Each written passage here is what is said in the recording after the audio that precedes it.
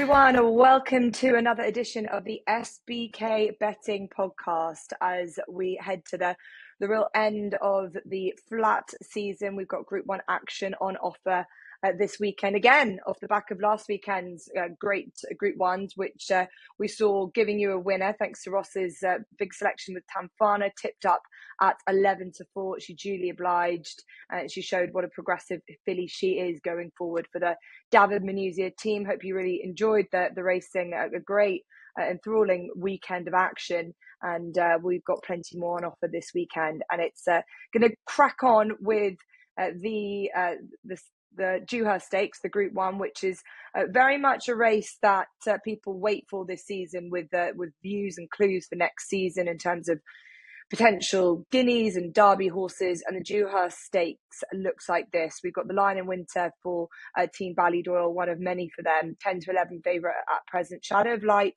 1 of 2 for Godolphin, is 11-4. Ancient Truth, 4-1, also for Godolphin. Seagulls 11, 10-1. One representing Hugo Palmer. Expanded is 33-1, and Rock of Cashel 66-1. So that leaves us with 3 for Aidan O'Brien, 2 for Godolphin, and 1 for an independent trainer outside of those. TC, I'll start with you first. Look, this is a race where we've probably been waiting to see the Lion in Winter out again after what he showed us at York. He's 2 from 2. He's a horse that's already been talked about as next year's big classic prospect for the Aidan O'Brien team. Deep contest for him to land this time around, or how do you view it? Not overly, to be honest, Jess. I mean, there are 3 horses in here that are quite clearly very talented. The Lion in Winter is obviously number 1. We've got the 2 Godolphin horses as well. There is a general lack of depth, I think, especially you've talked about the trainers represented in this race and the owners, not very many of them. The best 2-year-olds, maybe, aside from the 3 obviously in there, have been kept to one side for either Breeders' Cup targets or just to go again next season.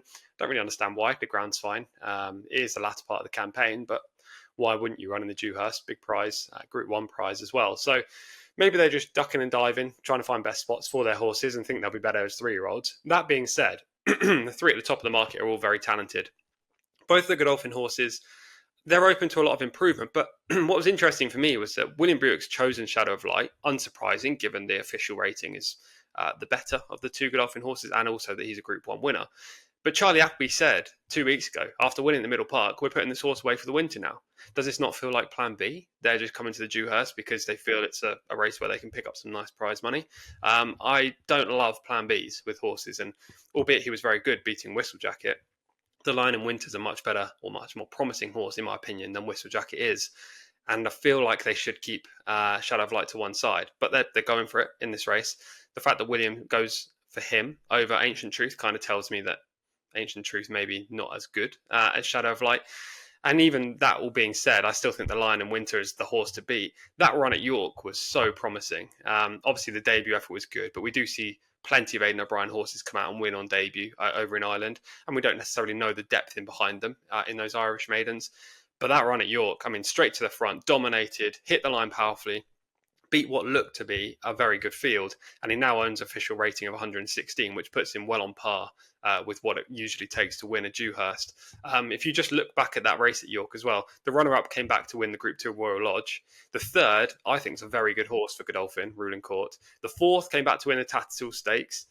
I mean, the form is working out tremendously well, and the Lion in Winter is only going to improve, especially as he goes up in distance next year. But even in the latter part of this season, I'm sure he's going to take another step forward here. So, as boring as it is, and I apologise in advance, I'm going to be with the Lion in Winter.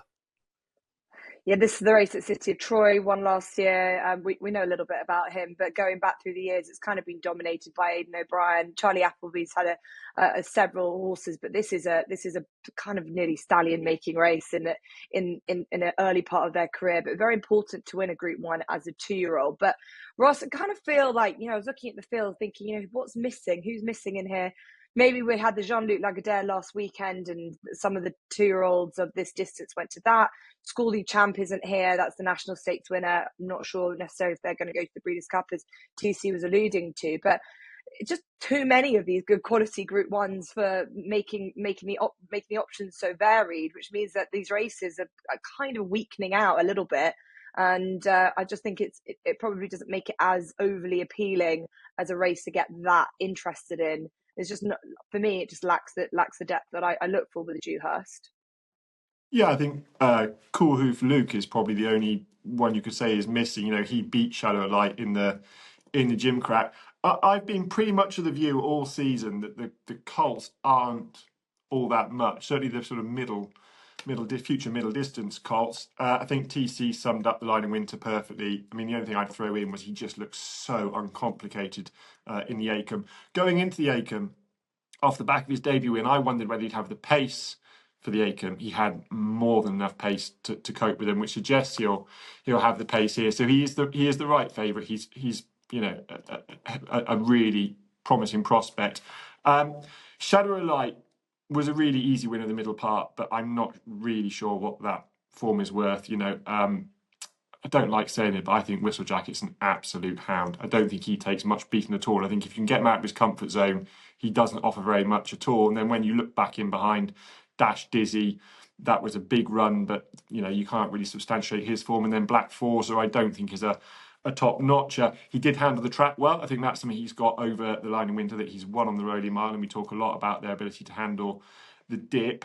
I think he'll stay the trip well. He stayed well in the middle park, but he's a half brother to Earthlight who stayed 7, but he wasn't the most stout stayer at 7, so you could perhaps put that against Shadow of Light. And then the other thing is he's backing up quite quickly. One horse in 30 years to have done the middle park and Dewhurst double. Do you want to have a stab at that, Jess? God, in 30 years. In the last 30 years that I could find, yeah. That means, yeah, that's probably means that it was nearing on 30 years ago as opposed to 10 years ago. You have to tell me. No, US Navy flag in 2017. I went back 30 years because that was as far as I had time to go back. So it tells you probably not many have tried it, but then not many have tried it because it takes a lot to win, you know, a Group 1 as a juvenile colt. I think that, and I'm not mad on stats, but I think that's a stat that's against him. My fancy going into this from some way out was Ancient Truth. 3 from 3 at Newmarket, including on the Rody Mile. He beat Seagull's 11 in the Superlative only by a length and a half, but he had to switch, and the pace he showed to quicken up really impressed me. But I'm just gone really cold to him because they've put Shadow Light in here, and because William Buick is riding Shadow Light. That just says to me that either, as TC said, he's not quite what I thought he was. They don't see him as that good, or he's just been disappointing.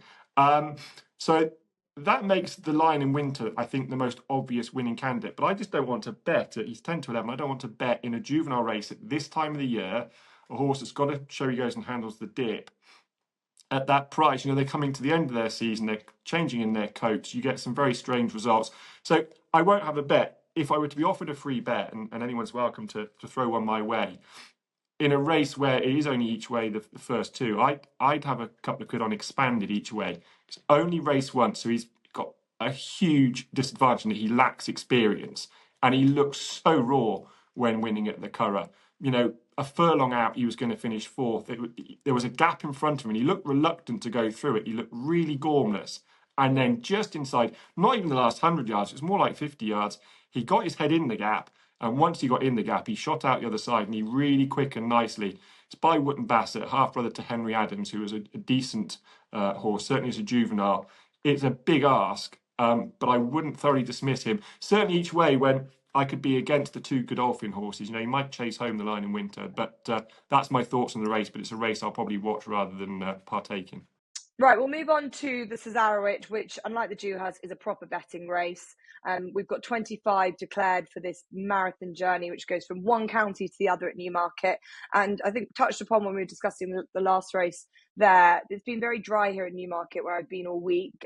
Very cold now, but it is dry. So could dry out a little bit further when it comes to Saturday, good to soft, which is not what we normally expect for the Cesarewitch. Normally expect a bit of a bog come this type of period of time in October.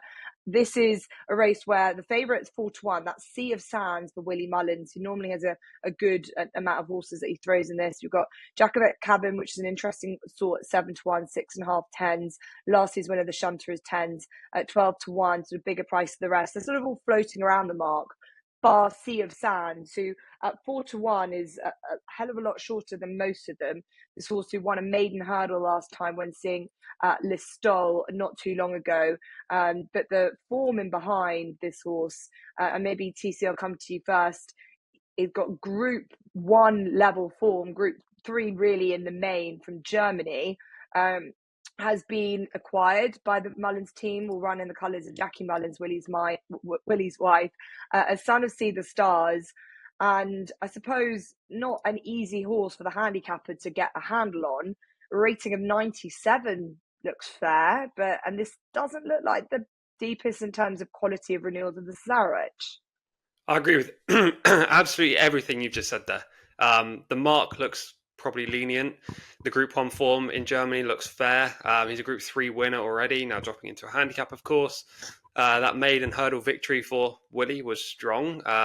Not the horses that he beat necessarily, but the way he just hacked around and won in a canter. Willie tends to improve all of these horses, and he's brilliant at acquiring horses from other European countries. So what isn't there to like? Well, the answer is the price. Do you want to take 4-1? On pretty much an unknown quantity, given new connections, completely different race, than maybe bet a bigger price on a horse that we know a little bit more about who could still be open to a similar amount of improvement? That was my real question here. I've also got a bit of a worry about stamina with the Sea of Sands. Now, I know he won over 2 mile on the maiden hurdle, but the only ever previous attempt over 2 mile on the flat, he finished very weakly. Now he's stepping up to 2 mile 2 furlong on the flat. I mean, it's a completely different kind of race to a 2 mile maiden hurdle, for example. So that is a little bit of a concern, and therefore I just don't want to play at a short price. I thought Cesarewitch Cavan is just open to maybe as much improvement as Sea of Sands. He's not got the proven back form that Sea of Sands has. He was rated, I think, in the 70s and maybe 80 for the Shannons when he was previously trained on the flat, and then he went hurdling and had a long time off the track. His run at Galway was super promising, though. He travelled very well from off the speed, made up big late inroads coming around the home turn at Galway, and only just got kind of out-battled by Bostleton. But the pair drew way clear of the rest. I like the booking of Hayley Turner. I presume she's still on. I know she was at the entry stage. And we know that Mr. Mullins, Emmett, when he puts a horse in a handicap, they usually go close. So I'd rather Cesarewitch Cavan. I think there's as much improvement there as there is proven quantity with Sea of Sands, and he's a bigger price. So why not? Yeah, he was a runner at Galway when last seen, finishing second, was well backed as well that day, and that was his first run for Emmett Mullins, and clearly is a horse that, compared to, as you say, the favourite Sea of Sands, has got a lovely rating for this, a mark of 83. Hence, you can imagine Hayley Turner, a lightweight jockey, is doing 8-2 for Cesarewitch Cavan, who was 7-1 for this. And I agree with that. Sea of Sands also hasn't ran on the flat for a couple of years. I know whatever Willie does, and we've had it with our own horses, he'll have them off for a long time. You completely forget about them. They come back, and it doesn't matter if they haven't run for 2, 3, 4 years. They seem to be so fit from the regime that they have at home. But an interesting one, but a short price, and bookmakers running scared of it a little bit, knowing what Willie can do. Just a reminder, when with this in mind, that this is a SBK winnings boost race, so you've got a 25% winnings boost on the prices that you see here. So get involved, definitely the kind of race to do that. And Ross, I'm sure you'd want to avail of it on something at a nice price, and at Sea of Sands, sort of that shorter price, but everything else is quite a nice your type of price to get involved in. What do you like? Yeah, I mean, the other thing I just add about Sea of Sands, hasn't run in a big field handicap, and I think that can be a distinct disadvantage in a race like this. My starting point, because unlike my esteemed colleague, I am quite loyal to these horses, was the Shunter I put up last year, but he's £6 higher. He wouldn't have won it with £6 more on his back last year. He's now an 11-year-old, and the ground is quicker, and he definitely ground it out. I mean, every Cesarewitch winner grinds it out, don't they? But he really ground it out last year. You know, I think he plugged on past tired horses as opposed to quickening past them. So I could put a line through him, but I'm with TC on Cesarewitch Cavan. Slightly perhaps a different angle. TC questions his mark. I think his mark could prove to be an absolute gift if you think that they, particularly stayers on the flat, improve with age and a bit of strength and time. His juvenile hurdling form, twice behind Lossiemouth, beaten 23 lengths in the Triumph in 2023, and then 18 lengths at Punchestown. Now he's comfortably beaten, but Lossiemouth is 156 rated now. He's got a hurdle mark of 116. When he goes hurdling, keep an eye on him for that, because I think he's absolutely chucking off that mark. He could feasibly be 130 horse over obstacles, not 40 off that. And I think you're getting to a quite well handicapped horse off 83 on the flat. And like TC said, that comeback run at Galway in that handicap, 459 days off the track. It was a massive run. Was ridden patiently, I think was ridden to get home, stayed on really well behind a horse that had first run in, carries just 8 stone 2. You have to, you have to respect Willie Mullins, of course, but you equally have to respect Emmett Mullins. They are pretty good at lining these up. So I thought he had to be on your mind. And then just one at a bigger price for Sir Mark Prescott, Trooper Bisdee. He's 6 from 11 since going handicapping. That's a pretty decent stat, and he's been there or thereabouts in most of his starts. He disappointed in the Northumberland Plate when sent off favourite, had a break of just under 3 months, and then returned in the Cesarewitch trial. And he was keen, and he was allowed to be keen. Sort of Luke Morris made use of that and was fairly aggressive with him off the front, and then he just got tired inside the last furlong, weakened into 4th. He was beaten 9 lengths, got dropped £1 for that from 92 down to 91. Luke Morris is not on. Reese Clutterbuck rides. I don't know if that's a choice or whether Luke Morris is elsewhere. I haven't actually looked, but I expect him to be in with a little bit more restraint this time. If after 3 months he stepped forward for that pretty big effort last time, I don't think he should be dismissed. And I thought 25 to 1 was a decent price about him. Yeah, I thought it was quite interesting. Luke Morris has got 8 or 7 rides at Chelmsford instead. He's riding for Sir Mark, but you wouldn't want to miss out the opportunity to win a Cesarewitch if you think you've got a really live chance. But Reese Clutterbuck, good, fine young jockey. Luke Morris electing or needs to be at Chelmsford at least. So Trooper Bisdee in the Cesarewitch, and just reminding you of the prices. Jacobet Cavan is 7 to 1. Trooper Bisdee is 25 to 1. So that with the SBK boost is definitely worth getting involved in. It's a race where I'm looking at it. I thought this is just dominated by Irish trainers, but actually counting up, we got 12 UK based, 13 Irish. So it's a good level there. The Shunter Grand Type, now 11 years of age. He's really been an extraordinary horse on so many different codes, and wouldn't that be brilliant if he was able to win it again? And James McManus has obviously got Dawn Rising in it too. But Jacobet Cavan, a good case made by both Ross and TC, and Trooper Bisdee as well on top of that. All right, good racing in general at Newmarket on Saturday. We've got also, as I mentioned, plenty of racing at Chelmsford as well. We've got there's York, there is jump racing at Hexham and Fairy House if you want to go over there too. And also there's a small matter of Soprano running in the Queen Elizabeth II Challenge Cup TC, which I think is a really nice bit of placing for her. She might just really appreciate a track like that. So good racing. I want to ask you before we get to NAPs and Next Bests, there was great international racing over in America last weekend. Is there anything that you particularly was a standout for you? Because we are building up to the Breeders' Cup, which we'll be picking your brain at come a couple of weeks' time. Yeah, it was a phenomenal day of action on Saturday, but Friday and Sunday were great as well, especially at Keeneland. I thought Idiomatic was very good in the Spinster on the Sunday. She'll tackle Torpedo Anna in the Distaff at the Breeders' Cup. That'll be one of the best match races of the whole festival this year. Chancellor McPatrick was probably the standout for me on the Saturday. He's a 2-year-old for Chad Brown, now 3 from 3 in his career. Deep closing type, loves to take kickback, comes with a huge late run down the centre of the track, and he's the current favourite for the Breeders' Cup Juvenile. But that race is super salty. We'll get stuck into that when we do the proper Breeders' Cup preview. But yeah, it was just a fantastic few days. Just to quickly talk about Soprano in the QE2 Cup on Saturday. George Bowie, excellent piece of placing because it's not the best of Grade 1 races. Francois-Henri Graffard's also sent a horse over called Candala, who I think could be an interesting play there under Florent Giroux. But both of those 2 European shippers have a great chance of getting some big prize money and potentially the winning your in berth for the filly and mare turf, which is part of the reward if you win the QE2 Cup. So yeah, that's going to be an exhilarating race on Saturday at Keeneland. Another fantastic couple of days down in Lexington.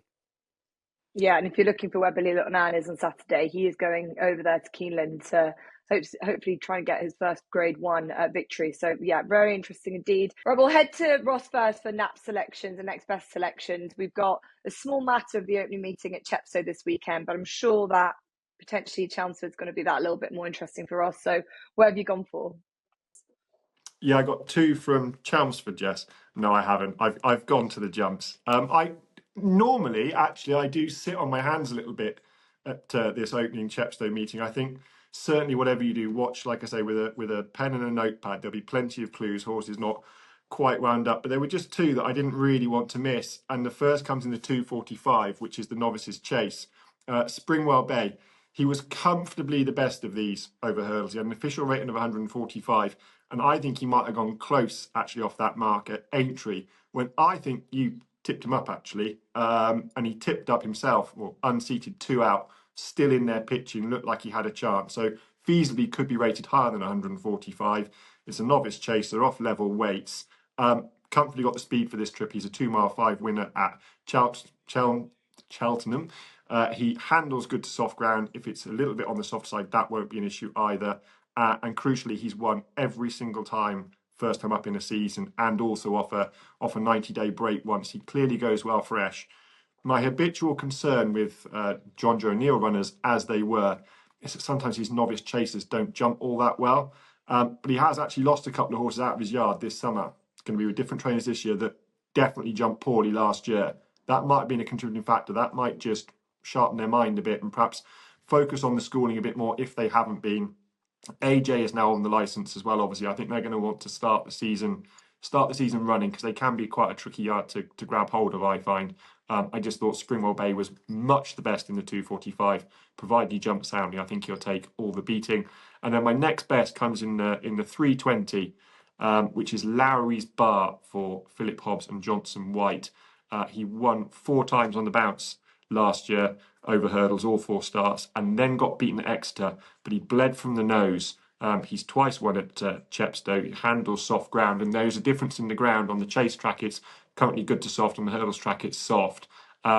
He got dropped £2 down to a mark of 131 when he bled from the nose at Exeter, and when you watch it back, you can clearly see at which point the bleeding starts to affect him, because he goes from travelling very nicely as an odds-on shot and then falters inside the sort of last 2 furlongs.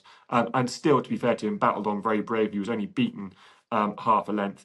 He could have plenty more to come. I was surprised they haven't gone chasing, so I think the fact they haven't suggests they still think there's more to come. I think he'll get back to winning ways in the 3:20. Right, and now TC, we know that you'll be hoping to keep abreast of the jump stuff when it's properly in its full place, but we've still got a lot of good action this weekend, don't we? What do you like potentially at Newmarket, potentially at any of the other flat tracks? Yeah, jumps action, unless forced on the podcast, which probably will be over the next couple of weeks. I'll leave until after the Breeders' Cup, generally, for my punting anyway. I might put the selection up every now and again for the purposes of the pod. But yes, sticking to the flat as it is right now.